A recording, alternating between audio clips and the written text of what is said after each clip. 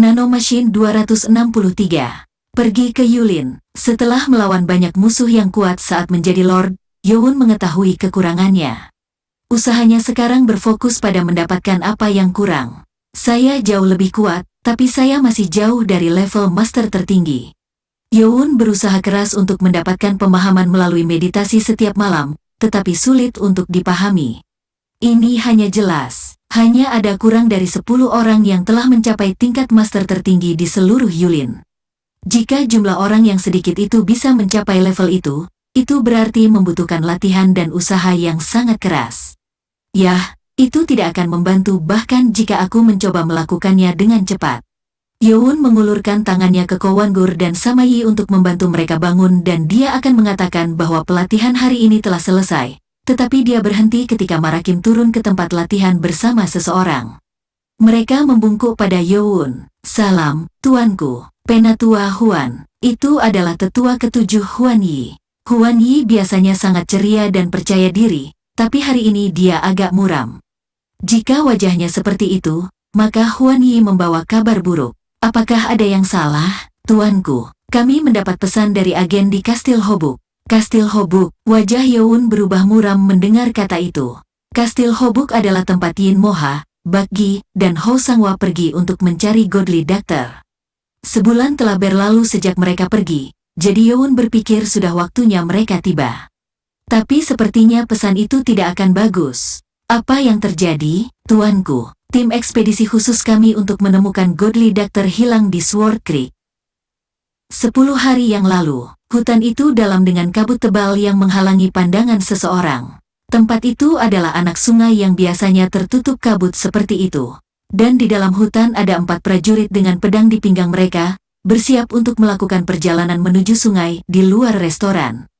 Mereka adalah tim ekspedisi khusus yang dikirim oleh Demonic Cool. Itu dipimpin oleh Yin Moha, Ho Sangwa, Bakgi, dan seorang agen dari tim operasi rahasia. Jika kamu melewati hutan itu, kamu akan melihat anak sungai. Lelaki tua yang berdiri di depan restoran berbicara sambil menunjuk ke sisi timur hutan. Bakgi membungkuk kepada lelaki tua itu.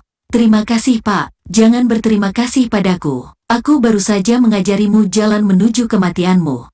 Jangan salahkan saya karena saya sudah memberitahu Anda berkali-kali bahwa bunuh diri pergi ke sungai itu pada hari seperti hari ini dengan kabut sebanyak itu.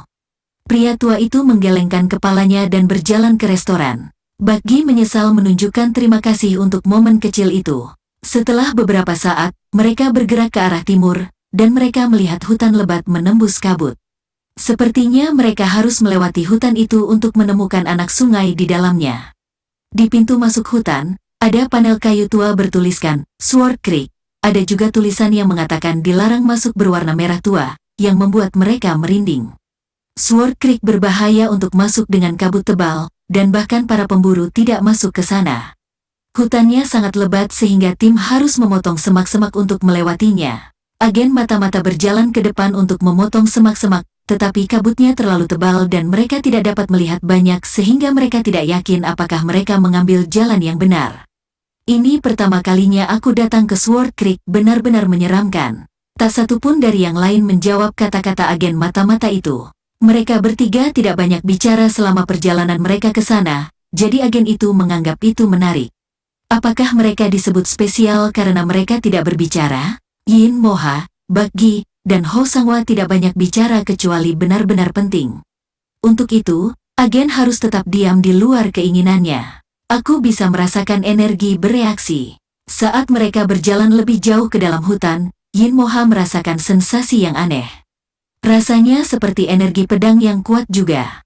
Haruskah saya mengikuti ini? Agen itu mengatakan dia tidak tahu di dalam hutan, jadi rasanya Yin Moha harus mengikuti energi ini. Aku akan memimpin. Tentu saja, Ho Sangwa menjawab dan yang lainnya mulai mengikuti Yin Moha. Yin Moha berjalan melewati kabut tebal dan berjalan. Setelah beberapa saat, hutan lebat berakhir dan mereka menemukan sesuatu. Yin Moha menjadi kaget dan melihatnya. Anggota tim lainnya menunjukkan reaksi yang sama ketika mereka melihatnya. Mereka heran ketika Yin Moha mengerutkan kening dan mencabut pedangnya. Saat itulah sosok bayangan menyerang mereka. Sekarang 20 hari kemudian, ada sungai kuning yang terletak di utara Kastil Hobuk. Itu adalah sungai besar yang mengalir melaluinya. Mereka yang berlari di atas kuda di bukit yang menyaksikan sungai dari atas berhenti. Mereka semua tersentak kaget saat melihat sungai yang luas. Wow, ini sangat besar. Apakah itu Sungai Kuning? Mereka adalah Munku dan Hubong.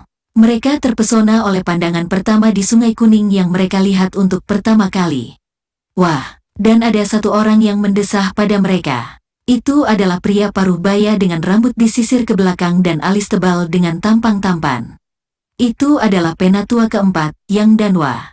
Dan pria berambut panjang di sebelahnya adalah Chun Yowun. Mereka di sini untuk menemukan tim ekspedisi khusus yang hilang. Chun Yowun akan mengirim orang lain, tetapi karena dia belum pernah keluar dari sekte, dia mengambil ini sebagai kesempatan untuk keluar sekali. Mustahil, Anda seharusnya tidak pergi ke sana sendiri, tuanku. Banyak yang keberatan dengan gagasan Tuhan mencari tim yang hilang sendirian. Great Guardian Marakim keberatan dan begitu pula Huan Yi. Tapi Yowun ingin melihat Jiangnu dengan matanya sendiri, jadi dia bersikeras untuk pergi. Dipahami, saya akan mengikuti Anda kalau begitu.